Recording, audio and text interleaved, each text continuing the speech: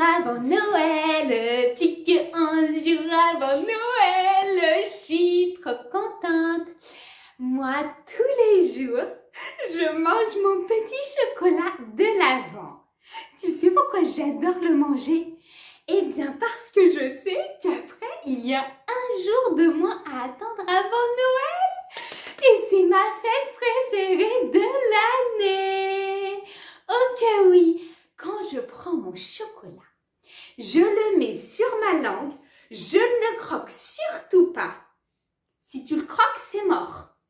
Je le suce pour qu'il dure le plus longtemps possible et que je puisse avoir ce petit goût sucré de chocolat dans ma bouche. Longtemps, longtemps. J'ai fait ma liste de Noël. Pour moi, mon moment préféré, c'est bien sûr les cadeaux. J'ai fait ma petite liste de Noël au Père Noël. J'ai même préparé ma chaussette de Noël. Elle est ici. Et je l'adore puisque je sais que le Père Noël remplit ma chaussette à ma mort. Youhou! Lily, tu as l'air si heureuse de fêter Noël. Est-ce que tu sais que moi aussi j'adore la période de Noël? Le mois de décembre, c'est mon mois préféré. Mais bon, je t'avoue que c'est pas ma période préférée pour la même raison que toi. J'ai une autre raison pour laquelle j'adore fêter Noël et me préparer à fêter Noël. Ah bon, Lydia? Vous ne faites pas de cadeaux chez vous? Il n'y a pas de cadeau de Noël? Et le Père Noël dans tout ça? Bah tiens, j'aimerais bien savoir. Pourquoi tu fêtes Noël? Si, bien sûr, nous partageons des cadeaux à Noël. Mais j'ai une raison qui est vraiment spéciale pour laquelle j'aime célébrer Noël. Oh oui, raconte-moi. Tu sais, moi, Noël, c'est mon moment préféré de l'année.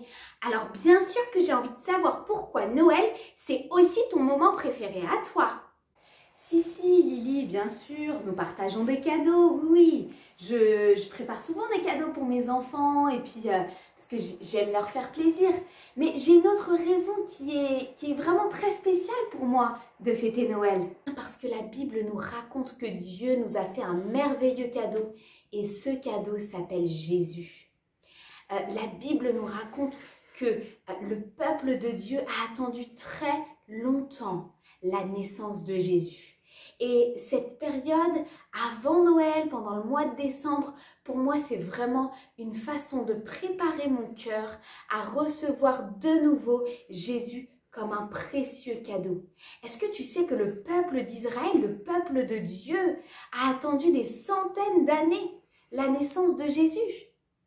Est-ce que tu sais aussi qu'ils savaient que Jésus allait venir et allait venir et naître dans ce monde? Parce que des prophètes l'avaient annoncé déjà avant. Mais c'est quoi un prophète au juste? Un prophète, c'est un homme qui est choisi par Dieu et qui délivre des messages de Dieu. Alors je vais t'expliquer ce que la Bible nous raconte au sujet de Jésus. Et sache que tu peux toujours aller lire et connaître plus de détails, lire l'histoire dans l'évangile de Matthieu au chapitre 1 et 2 et dans l'évangile de Luc également au chapitre 1 et 2. Dans l'évangile de Luc au chapitre 1, nous voyons qu'un ange est venu voir Marie et qui lui a annoncé qu'elle était enceinte et que cet enfant serait Jésus. Et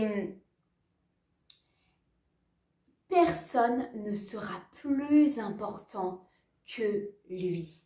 On l'appellera le Fils du Dieu très haut. Il sera le roi d'Israël, du peuple d'Israël, et son pouvoir ne finira jamais.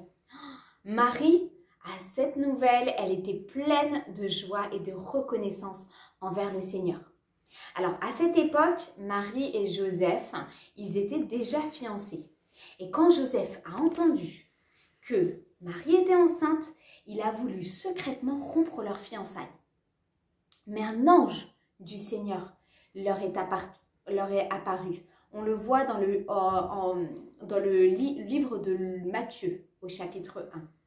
Et il y a un ange qui est venu voir Joseph dans un rêve et qui lui a dit « N'aie pas peur de prendre Marie chez toi. Elle va mettre au monde un fils et tu l'appelleras Jésus.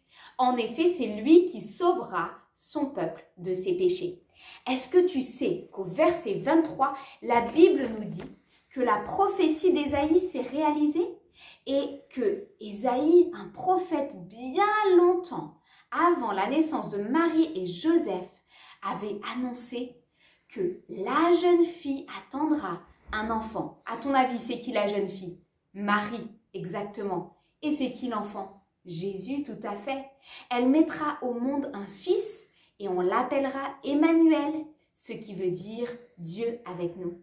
À cette époque, l'empereur il donne l'ordre à tous les habitants du pays d'aller se recenser. Donc, il doit compter les habitants du pays. Et donc, Joseph, il quitte la ville de Nazareth avec Marie qui était enceinte de Jésus pour aller à Bethléem. Alors, lorsqu'ils arrivent avec Marie sur le point d'accoucher de Jésus à Bethléem, ils n'ont pas trouvé d'endroit dans un hôtel pour rester. Et donc, du coup, Marie a mis au monde Jésus dans une étable et la Bible nous dit qu'elle l'a couché dans une mangeoire. On le voit dans le livre de Luc au chapitre 2 et au verset 6 et 7. Dans la même région où se trouvait Jésus, il y avait des bergers qui gardaient des moutons. Ils gardaient leurs troupeaux. Et il y a un ange du Seigneur qui s'est présenté à eux et qui leur a dit « N'ayez pas peur, oui, je viens vous annoncer une bonne nouvelle qui sera une grande joie pour tout votre peuple. Aujourd'hui, dans la ville de David, un sauveur est né pour vous. Et c'est le Christ, le Seigneur. » Et il y a eu tout à coup une troupe immense d'anges qui sont apparus et qui ont chanté des louanges à Dieu. Qu'est-ce qu'ils ont fait les bergers après? Ils sont allés retrouver Marie et Joseph et le bébé qui était couché dans la mangeoire, dans l'étable. Et ils ont raconté à Joseph et Marie ce qu'ils ont vu et ils étaient pleins de joie et d'espérance. Pourquoi, à ton avis, est-ce que les bergers sont si heureux? Je suppose que c'est parce qu'ils attendaient aussi Jésus avec impatience. C'est exactement ça. La Bible nous dit aussi, alors dans le livre de Matthieu, au chapitre 2, que les mages ils sont venus de l'Orient adorer l'enfant. Ils ont vu une étoile dans le ciel et cette étoile annonçait la naissance d'un nouveau roi. Donc ils ont voulu aller voir Jésus et lui apporter des cadeaux. Quand le roi Hérode il est devenu très jaloux de Jésus parce qu'il ne voulait pas que Jésus prenne sa place, il a demandé à faire mourir tous les petits garçons de moins de 2 ans. Alors, Dieu il protégeait Jésus. Il a averti Joseph dans un rêve. Et Marie et Joseph ont dû aller fuir en Égypte. Est-ce que tu sais que ceci a été annoncé par le prophète Michée? Il y a très longtemps. Le prophète Michée a annoncé que Jésus naîtrait à Bethléem et qu'il serait exilé. Joseph et Marie sont partis avec Jésus en Égypte. Michée aussi a également annoncé que Jésus serait un berger pour le peuple de Dieu. Est-ce que tu te rends compte à quel point Jésus était tant attendu? Dieu avait préparé ce plan bien à l'avance et il était en train de préparer le peuple à la naissance de Jésus. Alors Lydia, j'ai bien écouté tout ce que tu as dit. Par contre, je ne comprends pas très bien pourquoi on dit que Jésus va sauver le peuple de Dieu. Alors, lorsque Adam et Ève se promenaient dans le jardin d'Éden, ils étaient vraiment en communion avec Dieu. Ils marchaient avec Dieu. C'est la Bible qui nous le dit dans le livre de la Genèse. Mais ils ont choisi de désobéir à Dieu. en mangeant le fruit défendu. Et puisque Dieu est si saint et pur, leur péché les a séparés de Dieu. Mais Dieu, il nous aimait tellement, il aimait tellement les gens qu'il a créés, et il aimait tellement son peuple qu'il a préparé la venue de son Fils. Et la Bible nous dit que Dieu nous a donné son Fils Jésus, qui était pur et parfait, pour que Jésus puisse donner sa vie pour nous, pour toi et moi, à la croix, et que Jésus puisse effacer tous nos péchés. Et grâce au don de Jésus, grâce au cadeau de Jésus qu'il a fait pour nous à la croix, nous pouvons de nouveau être en communion avec Dieu. Nous pouvons de nouveau discuter avec Dieu, entrer dans sa présence, parler avec lui grâce au sacrifice de Jésus, grâce à ce que Jésus a fait à la croix. Alors, donc si je comprends bien, Jésus, c'est celui qui va permettre au peuple de Dieu, donc c'est bien, il s'agit bien de toi et moi là. Donc ça veut dire que Jésus, c'est celui qui va permettre à nous de nous rapprocher de Dieu, et c'est celui qui a permis aussi au peuple d'Israël de se rapprocher de Dieu, de nouveau être avec Dieu, de nouveau marcher avec lui, passer du temps avec lui, entrer dans sa présence, c'est bien ça. Oh là là, qu'est-ce que j'aimerais marcher avec Dieu moi aussi. Alors, c'est tout à fait ça. La Bible nous dit dans l'évangile de Luc, au chapitre 2, quelque temps après la naissance de Jésus, Marie et Joseph y sont allés présenter Jésus au temple. Et il y avait un homme qui s'appelait Siméon, qui était très fidèle au Seigneur et qui aimait Dieu de tout son cœur. Lui aussi, il attendait avec impatience la venue de Jésus, puisqu'il connaissait la parole de Dieu, il connaissait les prophéties qui avaient été annoncées. Et lorsqu'il est allé à la rencontre de Jésus et qu'il a remercié Dieu, il a dit « Oui, mes yeux ont vu le salut que tu donnes. Tu l'as préparé devant tous les peuples. C'est la lumière qui te fera connaître au monde entier. C'est la gloire de ton peuple Israël. » Il y avait une autre femme prophète qui s'appelait Anne, qui était là aussi, qui a vu Jésus et qui a glorifié et remercié Dieu pour la libération de leurs péchés et du peuple d'Israël. C'est pour cela que je suis tellement heureuse de pouvoir fêter Noël et de me préparer à fêter Noël, puisque Dieu nous montre qu'il nous aime tellement et qu'il est si bon envers nous. Alors les enfants, est-ce que vous avez passé un bon moment avec moi et Lydia aujourd'hui?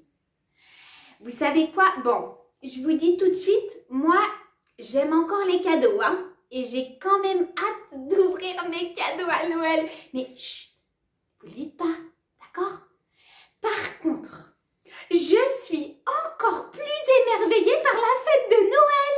Et maintenant, je vais préparer mon cœur à célébrer Jésus. Parce que lui, il est vraiment le sauveur du monde. Alors, si tu veux, je vais voir si tu as bien écouté et on va faire un quiz ensemble. C'est parti! C'est parti! Question numéro 1. Qui est la personne tant attendue? Réponse A, Joseph. Réponse B, Jésus. Ou réponse C, le prince charmant? Mais oui, bravo! Tu es un champion! C'est Jésus qui est tant attendu. Le cadeau le plus grand que nous ayons reçu. Question numéro 2. Mais qui nous a donné Jésus comme un cadeau? C'est Dieu? Réponse A. Réponse B. Les rois mages? Ou réponse C. Le Père Noël? Mais oui, évidemment, c'est Dieu qui nous a fait ce merveilleux cadeau. Le Père Noël, c'est de la rigolade à côté de Dieu. Parce que Dieu, il est tout puissant. Question numéro 3. Qui avait annoncé des années auparavant la venue de Jésus? Des mamans? Réponse A. Réponse B. Les Jedi pour lutter contre l'Empire de Dark Vador. Ou réponse C. Les prophètes.